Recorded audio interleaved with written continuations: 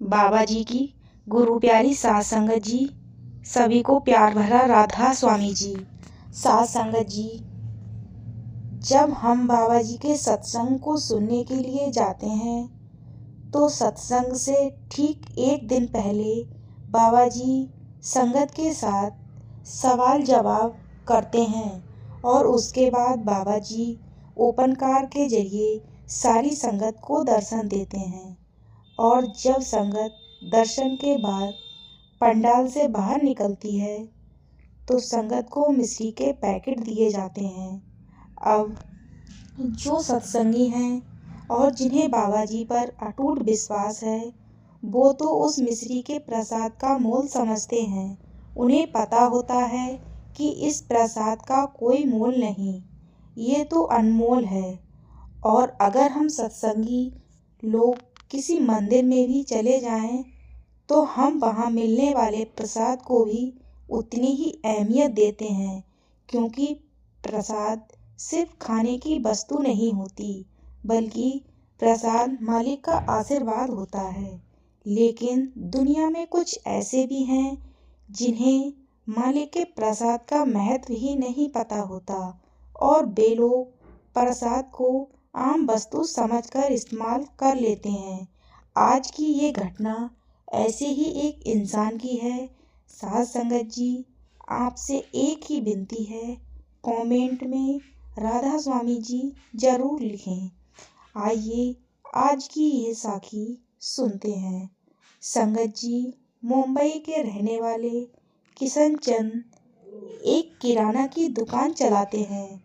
जब ये सब हुआ उस समय तक वो सत्संगी नहीं थे, लेकिन उनके पड़ोस में रहने वाला उनका एक खास मित्र था जिसका नाम ओम प्रकाश है और जो कि शुरू से एक सत्संगी है और उसने बाबा जी से नामदान भी ले लिया है। ओम प्रकाश को बाबा जी पर अटूट विश्वास है। एक बार मुंबई में बाबा जी का भंडारा था। वैसे तो ओम प्रकाश अपने परिवार के साथ किसी भी हालात में भंडारे में हमेशा जाते थे, लेकिन उस दिन उनकी बीवी और बच्चे अपने मायके नागपुर गए हुए थे। तो ओम प्रकाश ने किशन चंद से कहा कि भाई, कुछ देर के लिए आज तू मेरे साथ बाबा जी के सवाल जवाब कार्यक्रम में चल, तुझे भी बहुत अच्छा लगेगा। पहले तो किशन चंद ने मना कर दिया कि दुकान कौन संभालेगा।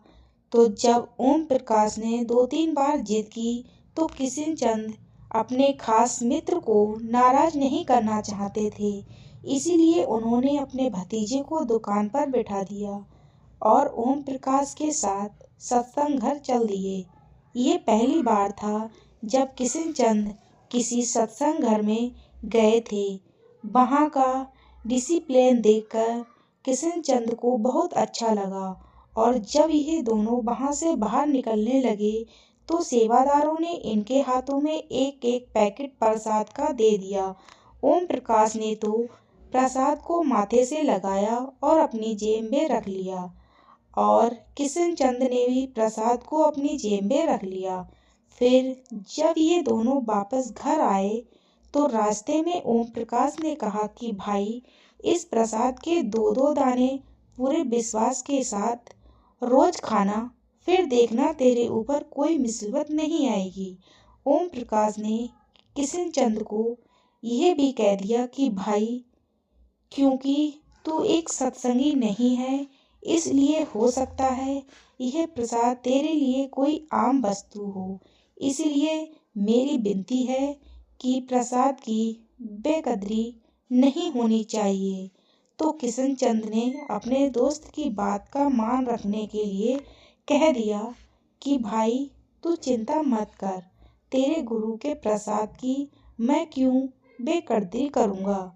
फिर किशन चंद कहने लगा कि मैं दुकान पर सुबह 7 बजे आ जाता हूँ और रात को 10 बजे दुकान बंद करके जाता हूँ, इसलिए मैं इस प्रसाद को दुकान पर ही रख लूँगा जिससे मुझे प्रसाद खाना याद रह सके।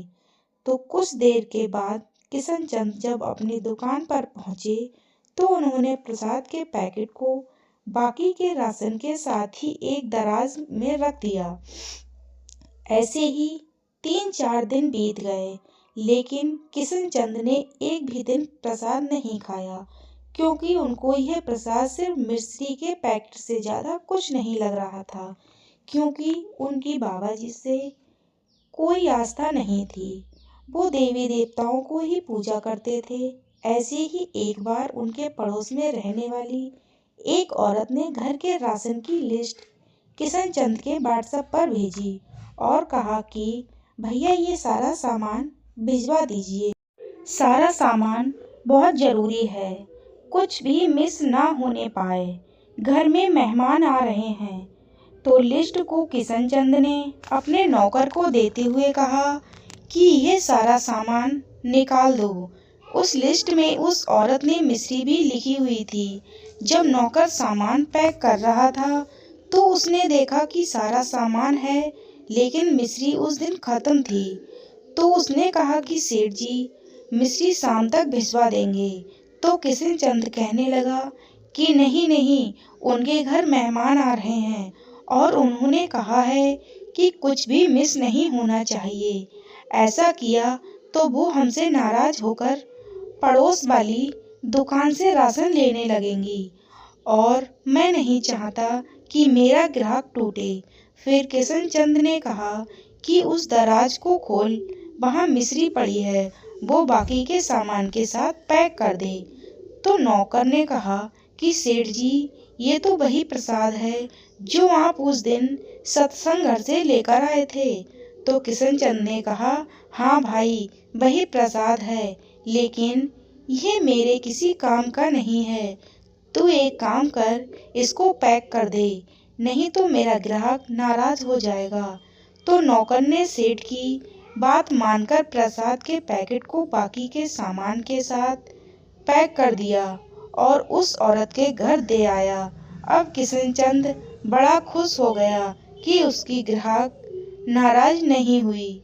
इसके कुछ दिनों में न जाने क्या हुआ कि इतनी अच्छी दुकान चलने वाली किशनचंद की दुकान पर धीरे धीरे काम कम होता चला गया।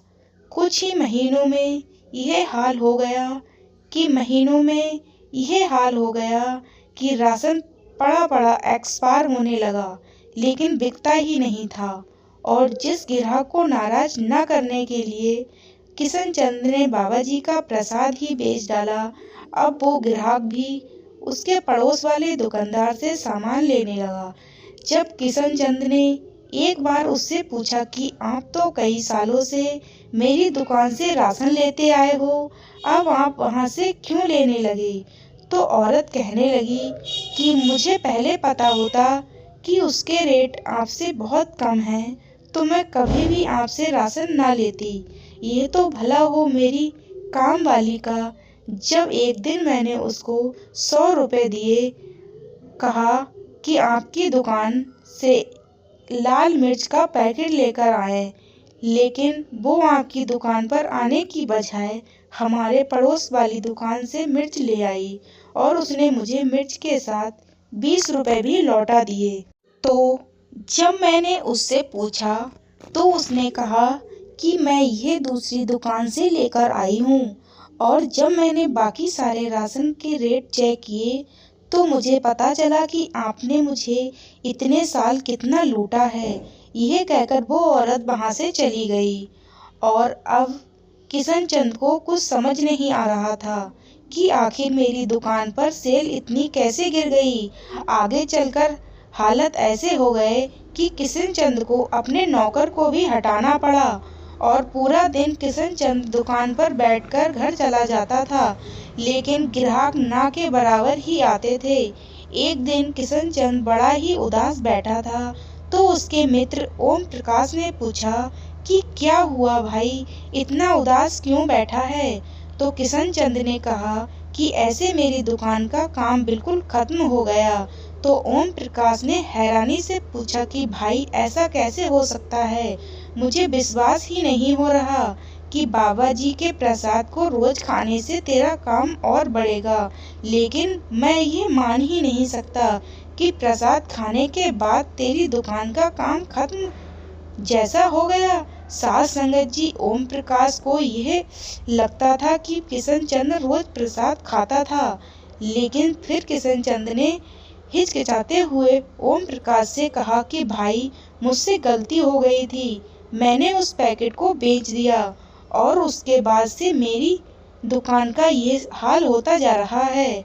तो ये सुनकर ओम प्रकाश दंग रह गया और किशन चंद्र को खूब डांट लगाई और कहा कि मैंने तुझे समझाया था कि प्रसाद की बेकदरी नहीं होनी चाहिए।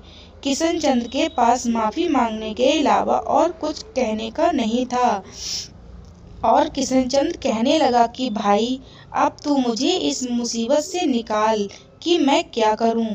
गलती तो मुझसे हो ही गई है और जिस औरत को नाराज ना होने के लिए मैंने प्रसाद बेचा था, आज वो भी मुझे बहुत कुछ सुनाकर चली गई। ओम प्रकाश ने कहा, तू चिंता ना कर, मालिक के घर माफी ही तो है। मैं कुछ दिन में डेरे जा रहा हूँ, तू मेरे साथ चल और अपने किए की माफी मांगना और दोबारा वहां से प्रसाद लेकर उसकी अच्छे से कदर करना। तो कुछ दिन बाद दोनों ट्रेन में बैठकर डेरे पहुंच जाते हैं और किशन चंद्र अपने किए पर बहुत पछताता है और बाबा जी से माफी मांगता है। और जब ये दोनों प्रसाद लेकर घर आ रहे होते हैं तो किशन चंद्र बाबा जी की एक फोटो भी खरीद लेता है, क्योंकि उसको कहीं ना कहीं ये विश्वास था कि जो सजा दे सकता है वो माफी जरूर करेगा। और मुंबई पहुंचकर किशन चंद्र रूटीन में सत्संग घर जाने लगा और वहां सेवा करने लगा और प्रसाद के 2 दाने हर रोज पूरी श्रद्धा से खाने भी लगा। मालिक की कृपा होने लगी और धीरे धीरे किशन चंद्र की दुकान फिर से चलने लगी। और जब उसको बाबा जी पर इतना ज्यादा विश्वास हो गया कि वो एक सत्संगी बन गया और कुछ महीनों के बाद उसने नामदान के लिए अप्लाई किया, लेकिन पहली बार में उसको पर्ची नहीं मिली, लेकिन उसने हिम्मत नहीं हारी और दोबारा कुछ महीनों के बाद अप्लाई किया और इस बार किशन चंद्र को नामदान की बख्शिश हो गई। तो साथ संगत जी, हमें ये समझना चाहिए कि अगर आस्था ना हो तो प्रसाद मत लो, अगर ले लिया है तो फिर उस जगह के लिए मन में आस्था है या नहीं, उस प्रसाद की पूरी कदर होनी चाहिए, क्योंकि प्रसाद मालिक का आशीर्वाद होता है जो हम किसी के नसीब में नहीं होता। तो साथ संगत जी, मुझे उम्मीद है कि आपको ये हमारी रूहानी साखी अच्छी लगी होगी। अगर आप हमारे चैनल पर नए हैं तो हमारे चैनल को सब्सक्राइब करें और आपको ये साखी अच्छी लगी हो तो कमेंट में राधा स्वामी जी जरूर लिखें। अब मैं आपसे विदा लेती हूँ और मिलती हूँ ऐसी ही अगली वीडियो के साथ। तब तक के लिए सभी को प्यार भरा राधा स्वामी जी।